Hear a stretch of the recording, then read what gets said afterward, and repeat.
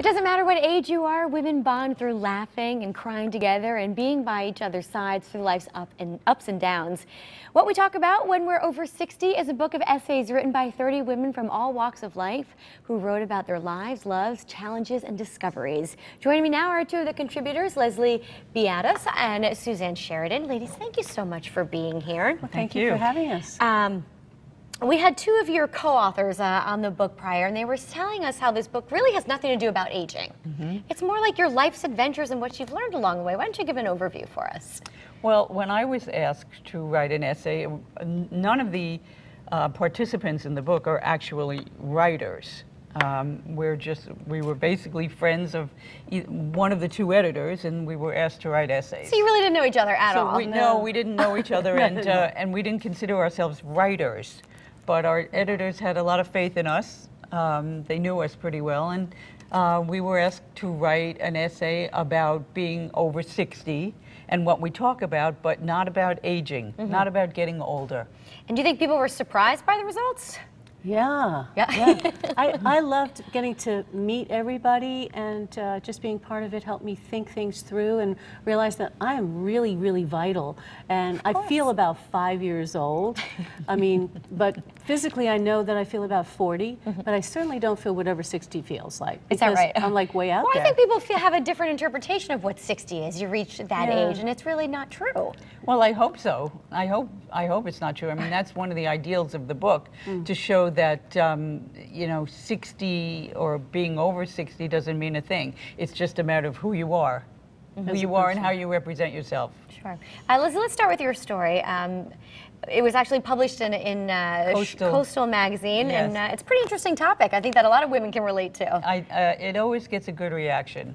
It's the first essay in the book, which was very flattering for me, and it's called Men Are Like Handbags. You're going to have to expand on that for us. It sort of came to me slowly as I was writing. I initially started writing the essay about an eBay business because I was an art teacher in the public schools for 30 years. And when I retired, I was looking for something to do, and I've always gone to estate sales and tag sales and things like that. And you found some treasures along the way, right? Many treasures. And most of the treasures I found that I couldn't resist were handbags, accessories, leather, Italian leather, and it gave me a good excuse to buy them if I knew that I could resell them. Make a little money off Make of them, a little right? money off it. And so that's how my essay started, because I wanted to write about something I knew, something I was familiar with, and something I enjoyed, and something that I thought that the demographic would relate to. And halfway through my writing, I realized by some of the vocabulary words that I used, like, you know, clutch and satchel and overnight bag and words like that, and supple for leather and even sexy, it started reminding me of adjectives that you might use for a man. It's true. And so I started comparing some of the And there's all different types of pocketbooks, right? And that describes organizational bags, you know, for a man who's organized, if you want. I did a little survey with my daughter and her friends, and I said, you know, what kind of a bag do you want? Is this the kind of man you want? One wanted a lot of you know, compartments, and she said, I like a man that's very versatile, has a lot of sides to them. And they go hand in hand. They do, literally hand in hand. That's they true. do. All right, Susan, let's move on. You wrote the story, Two Brides. What is that about? Well, I had been for 8 years living with my wonderful partner, Roseanne, and we worked with the legislature to get civil unions available in the state of Connecticut, and I wrote about our beautiful civil union service with 300 of our closest friends. Wow. And we had such an incredible party, and so many people said it was the best wedding they had ever been to.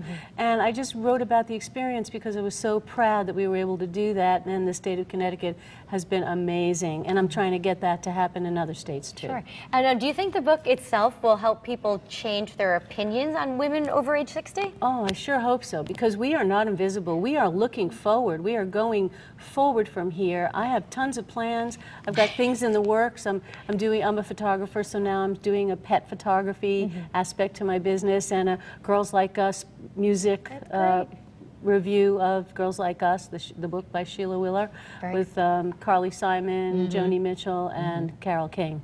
So I'm doing all that. Sounds It's been exciting. a tremendous reception Yeah. wherever we go. Very good. Well, I'm happy to Positive. hear that. I mean, there's so many different stories in very- the book, so many very different different. characters. Very but, different. Women today are vital, and they're adventurous, and they're having fun. And, this And they're story not tells talking it. about their aches and pains. That's true, or getting old for that Yeah, matter. so And they're getting not old. looking backwards. They're looking forward. Moving forward. Yeah. All right, very good. Ladies, the name of the book, again, here we have it, What We Talk About When We're Over 60, available just about everywhere.